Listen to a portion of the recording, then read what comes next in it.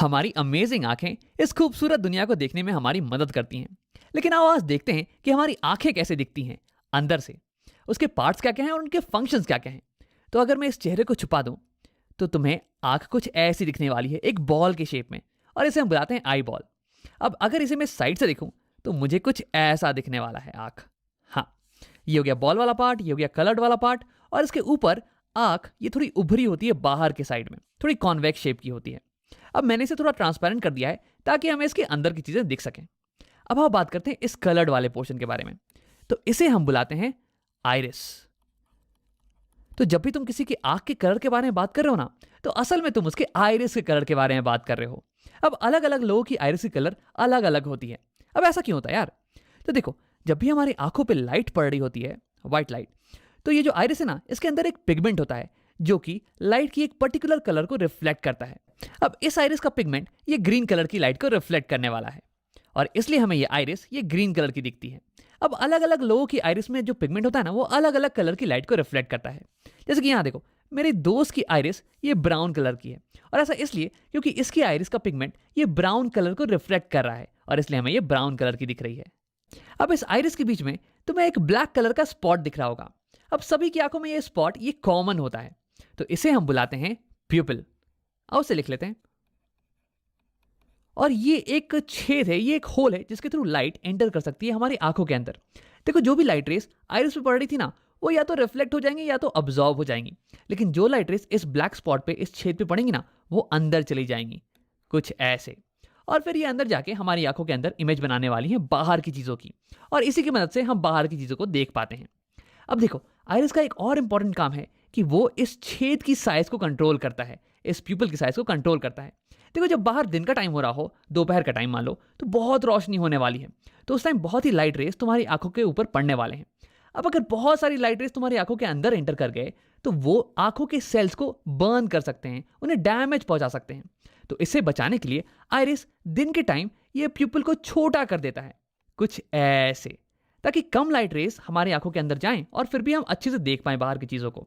लेकिन शाम के समय जब बाहर की रोशनी बहुत ही कम हो, तब तो हमें ज्यादा रोशनी चाहिए होती है बाहर की चीजों को देखने के लिए। तो उस टाइम आइरिस इस छेद को, इस प्यूपिल को बड़ा कर देता है, कुछ ऐसे, ताकि अब ज्यादा लाइट रेस हमारी आंखों के अंदर जाएं और हम बाहर की चीजों को क्लियरली देख पाएं। तो यानी कि हमारी आइरिस ये खिड़की पे लगे हुए पर्दे की तरह काम करती है। जब बाहर दोपहर का समय हो तो तुम पर्दे को ऑलमोस्ट पूरा क्लोज कर देते हो ताकि बहुत ही कम लाइट रेस अंदर आ पाए, और जब शाम का समय हो तो तुम पर्दे को ऑलमोस्ट पूरा खोल देते हो ताकि ज्यादा रोशनी अंदर आ पाए और तुम चीजों को देख पाओ। अब देखो, यही एक्सपेरिमेंट तुम खुद घर पे भी कर सकते हो। एक डार्क रूम में जाना और फिर शीशे के सामने खड़े होकर अपने प्यूपिल को देखना। देखो, इस समय तुम्हारी प्यूपिल ये बहुत ही बड़ी होगी, लेकिन जैसे ही तुम लाइट को ऑन करोगे ना, तो वैसे ही तुम्हारी प्यूपिल ये छोटी होती चली जाएगी। अब आओ बात करते हैं आई के कुछ और पार्ट्स के बारे में। उसके लिए मैं इस आइरिस को यहाँ पे छुपा देता हूँ। मैंने यहाँ पे आइरिस का क्रॉस सेक्शन बना दिया है। ये ग्रीन वाला पार्ट ये हो गया आइरिस, और ये बीच में जो होल है ये हो गया प्यूपिल। लाइट इसके थ्रू एंटर करेगी और फिर ये मिलने वाली है इस कॉन्वेक्स शेप के लेंस से। ये हो गया हमारी आंखों का लेंस, आई लेंस। देखो, इसका काम है कि इनकमिंग लाइट रेस को फोकस कर देता है इस पीछे वाली सरफेस पे, और फिर यहाँ पे एक क्लियर इमेज बन जाती है। अब देखो, ये बल्ज्ड पोर्शन है, उभरा हुआ पोर्शन, इसे हम बुलाते हैं कॉर्निया। इसे हम बुलाते हैं कॉर्निया। लाइट रे जब हमारी आंखों पे पड़ती हैं तो सबसे पहले ये कॉर्निया से ही मिलती हैं, उसके बाद ही अंदर जाती हैं। अब देखो, कॉर्निया और लेंस के बीच का पोर्शन ये भरा हुआ होता है वाटर से। वैसे 99.9% वाटर होता है, 0.1% कुछ विटामिन और प्रोटीन्स वगैरह होते हैं, और इस पोर्शन को हम बुलाते हैं aqueous humour. Aqueous humour, aqueous का मतलब हो गया वाटरी, क्योंकि ये मैक्सिमम वाटर का ही तो बना हुआ है। अब देखो, कॉर्निया और ये लेंस ये दोनों ही कॉन्वेक्स शेप की हैं, तो ये दोनों मिलके हमारी आंखों की कन्वर्जिंग लेंस सिस्टम बनाती हैं। ये दोनों मिलके इनकमिंग रेस को कन्वर्ज करती हैं ताकि कि एक शार्प इमेज हमें इस पीछे वाले सरफेस पे मिल जाए। अब देखो, मैक्सिमम रिफ्रैक्शन ये कॉर्निया पे ही होता है, क्योंकि जो लाइट रेस एंटर कर रही है ना, वो एयर से आ रही हैं, और फिर कॉर्निया के बाद में वाटर का सिस्टम। तो यानी कि यहाँ पे maximum change in refractive index होता है, और इसलिए लाइट की मैक्सिमम बेंडिंग ये कॉर्निया के ऊपर ही होती है। उसके बाद लाइट रेस प्यूपिल के थ्रू लेंस पे हिट करती हैं। अब लेंस जो है ना, ये हल्का एडजस्टमेंट प्रोवाइड करता है इन लाइट रेस को, ताकि ये लाइट रेस कंप्लीटली फोकस हो जाए इस पीछे वाले सरफेस के ऊपर ही, और यहीं पे एक फोकस्ड इमेज हमें मिले। अब देखो, इस पीछे वाले सरफेस को इसे हम बुलाते हैं रेटिना। अब अगर इस रेटिना के ऊपर हमें एक फोकस इमेज मिले ना, तो हम उसे क्लियरली देख पाएंगे, उसे क्लियरली रीड कर पाएंगे। लेकिन अगर एक फोकस इमेज नहीं मिल रही है तो हमें बाहर की चीज़ें धुंधली नजर आने वाली हैं। तो यानी कि रेटिना ये एक स्क्रीन की तरह काम करता है, एक पर्दे की तरह, जिसपे कि इमेज बन सके। अब देखो, तुम ये सोच रहे होगे कि अगर इस पे इमेज बन जाए तो हम इसे कैसे देख पाते हैं। तो ऐसा इसलिए क्योंकि रेटिना जो है ना, ये लाइट सेंसिटिव सेल्स से बना हुआ है। यानी कि उस पे अगर इन सेल्स पे अगर लाइट पड़े तो ये सेल्स एक्टिवेट हो जाते हैं, ये लाइट को फिर इलेक्ट्रिकल सिग्नल्स में कन्वर्ट कर देते हैं। और फिर यहाँ पे क्या होता है, रेटिना पे कुछ नर्व्स होती हैं, ऑप्टिक नर्व्स, जो कि इन सिग्नल्स को, इलेक्ट्रिकल सिग्नल्स को ले जाती हैं हमारे ब्रेन के पास। और हमारा ब्रेन ये कंस्ट्रक्ट कर लेता है कि ये इमेज कैसी होने वाली है, और फिर हमें बताता है कि बाहर की दुनिया कैसी दिख रही है। तो इन नर्व्स को हम बुलाते हैं ऑप्टिक नर्व्स। आओ लिख लेते हैं यहाँ पे। अब देखो, रेटिना और लेंस के बीच का जो पोर्शन है ये भरा हुआ होता है एक जेली लाइक मटेरियल से। इसे हम बुलाते हैं विट्रस ह्यूमर। विट्रस का मतलब हो गया ग्लासी।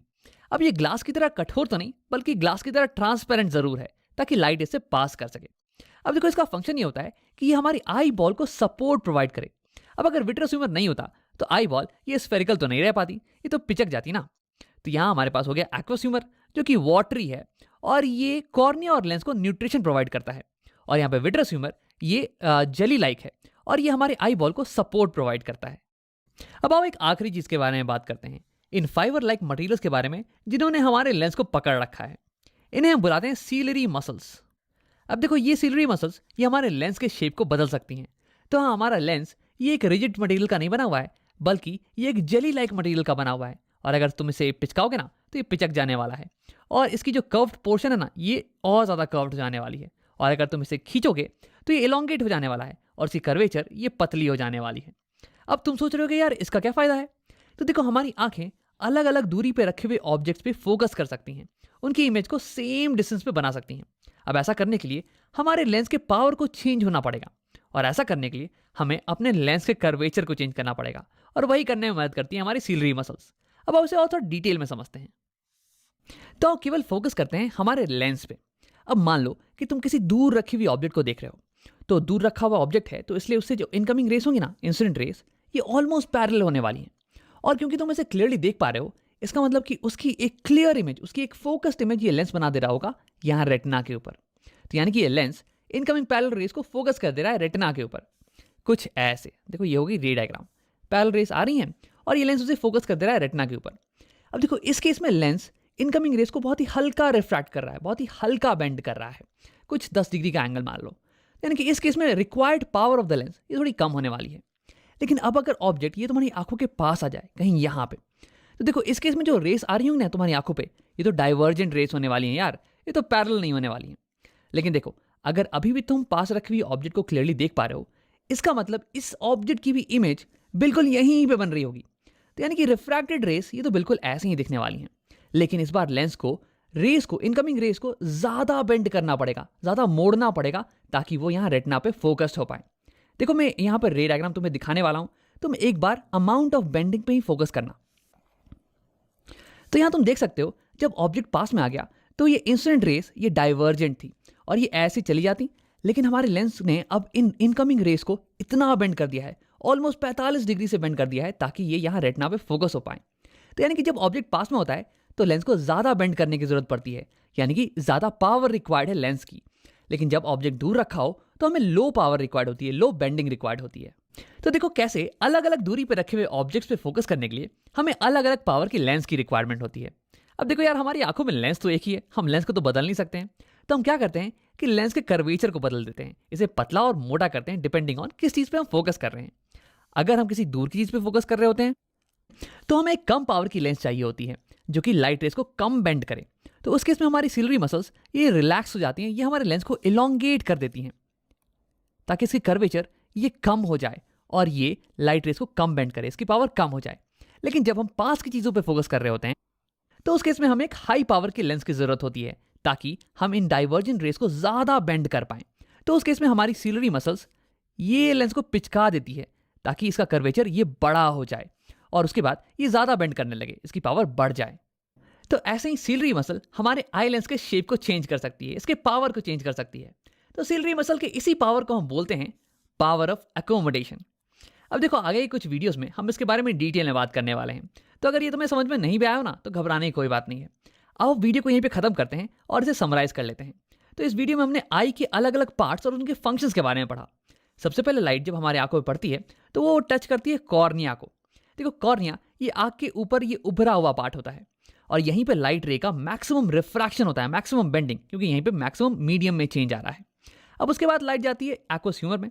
अब ये मोस्टली वाटर का बना हुआ होता है और उसके बाद लाइट एंटर करती है आंखों में प्यूपिल के थ्रू, ये ब्लैक वाला पोर्शन। और इस ब्लैक वाले पोर्शन के साइज को कंट्रोल करता है आइरिस। आइरिस हो गया आंखों का कलर्ड वाला पोर्शन। अब इसके बाद लाइट रेस पास करती है लेंस के थ्रू। देखो लेंस का काम होता है लाइट रेस को फाइन एडजस्टमेंट प्रोवाइड करना ताकि इमेज एग्जैक्टली रेटिना के ऊपर ही बन जाए। अब इसमें इसकी मदद करती हैं सिलरी मसल्स जो कि इसके शेप को चेंज कर सकती हैं और इसलिए इसके पावर को भी चेंज कर सकती हैं। अब इसके बाद लाइट रेस पास करती हैं विट्रस ह्यूमर के थ्रू। ये विट्रस ह्यूमर ये आई बॉल के शेप को मेंटेन करके रखता है। अब इसके बाद लाइट रेस इमेज बना देती हैं हमारी रेटिना के ऊपर। रेटिना एक स्क्रीन की तरह काम करता है जिसपे कि इमेज जब बने तो हम उसे क्लियरली देख पाते हैं। देखो रेटिना बना होता है बहुत ही लाइट सेंसिटिव सेल से जिन्हें हम कहते हैं रॉड्स एंड कोन सेल। जब लाइट इन पे पड़ती है तो ये एक्टिवेट हो जाते हैं और ये लाइट को कन्वर्ट कर देते हैं इलेक्ट्रिकल सिग्नल्स में और ये सिग्नल ऑप्टिकल नर्व्स के थ्रू हमारे ब्रेन तक पहुंच जाते हैं और फिर हम बाहर की दुनिया को देख पाते हैं।